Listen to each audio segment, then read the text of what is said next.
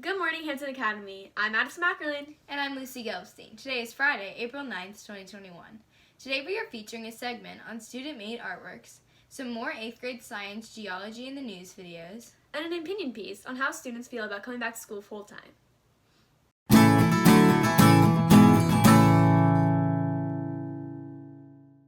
Mrs. Frost and Mrs. Nato are still looking for cards, letters, artwork, etc.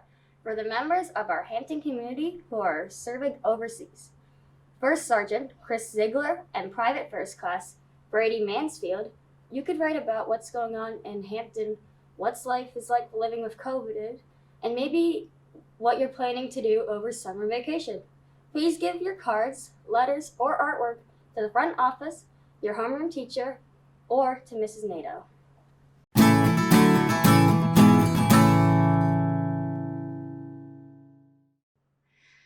Must be fun, fiesta, picnics, tricks, yoga cheese sticks, or showcase sandwich for a badge amount.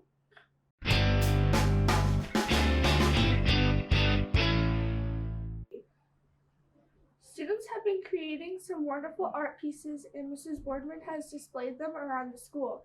Take a look. Good morning, Hampton Academy Sharks. I'm here with Mrs. Boardman, our art teacher. Hello, Miss Boardman. Hello. So, Mrs. Boardman, what have you been doing in the past few weeks in art?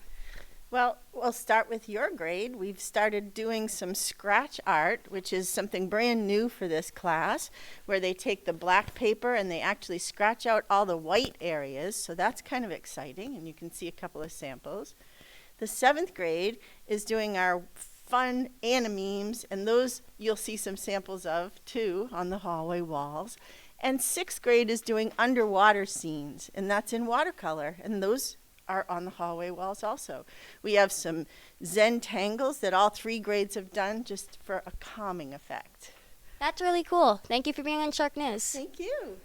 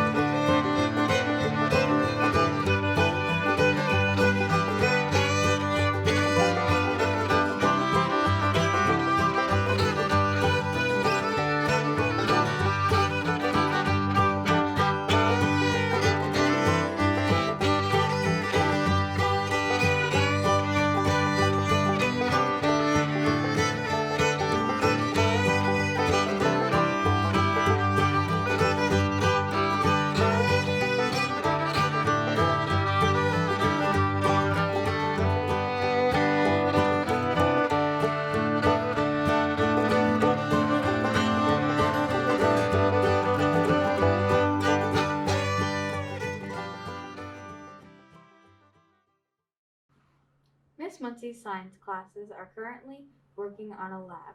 We caught up with a couple of her students and they explained it to us. Okay, so in our 6th grade science class, we are studying the characteristics of living things, and currently we're doing our organized organisms microscope lab. So I'm going to have Bryce P. tell you a little bit about it.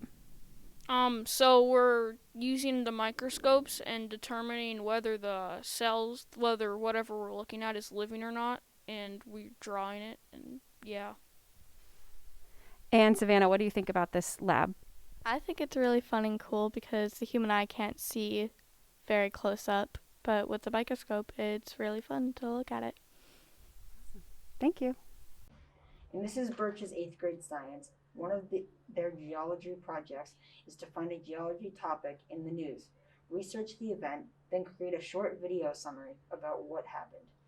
We recently showed you a couple of them. We'd like to show you a couple more this week.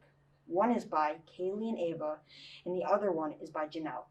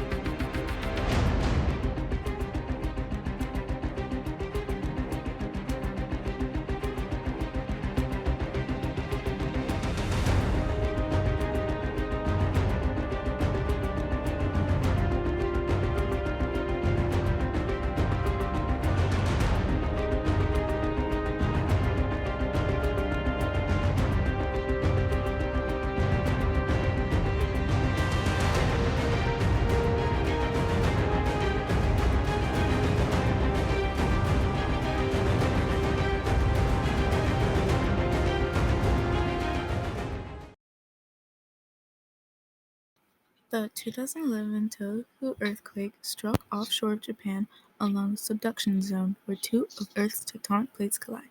In a subduction zone, one plate slides beneath another into the mantle, the hotter layer being beneath the crust. The great plates are rough and stick together, building up enough energy that is released as earthquakes. East of Japan, the Pacific plate dives beneath the overriding Eurasian plate. The tumbler completely releases centuries of built-up stress between the two tectonic plates.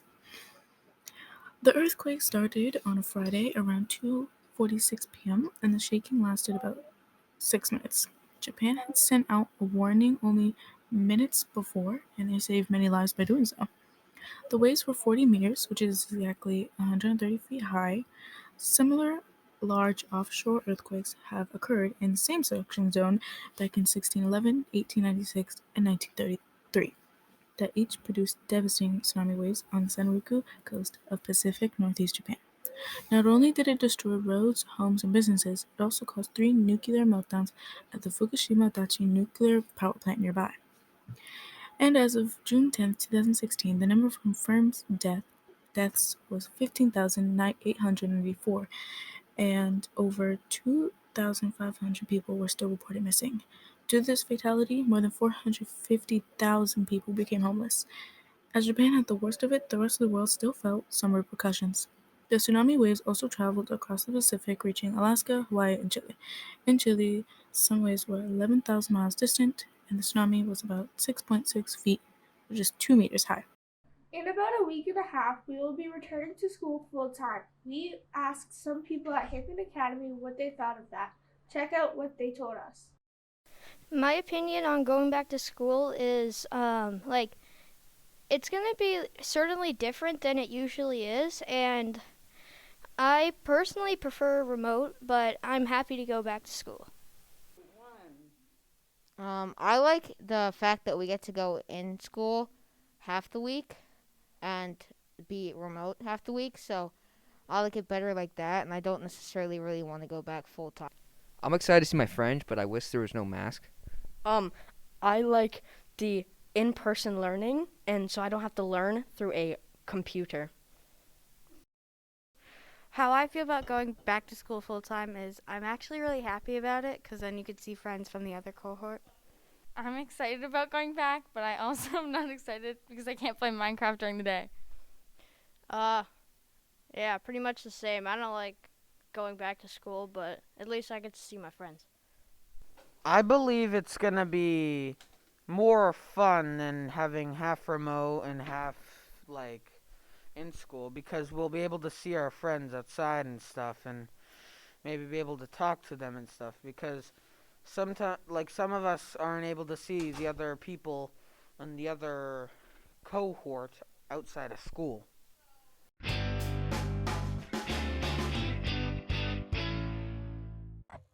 And now for your 5-day forecast. On Friday, it'll be 61 degrees and sunny.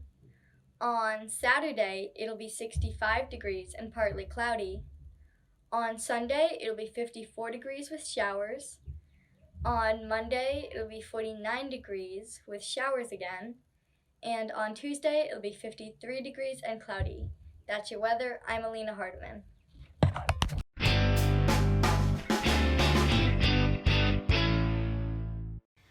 Our thought for the day comes from Wolfgang Reeb, who is a highly experienced global meetings and events specialist keynote speaker, corporate magician, and moderator. He said no one is perfect. That's why pencils have erasers. Wolfgang Reeb.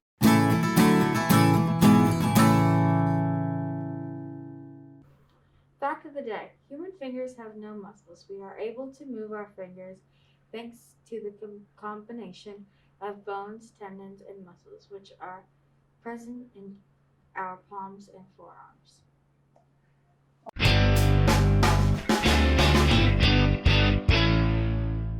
And now for your joke. Hey, Addie. Hey, what? What kind of sandals do frogs wear? I don't know what. Open-toed.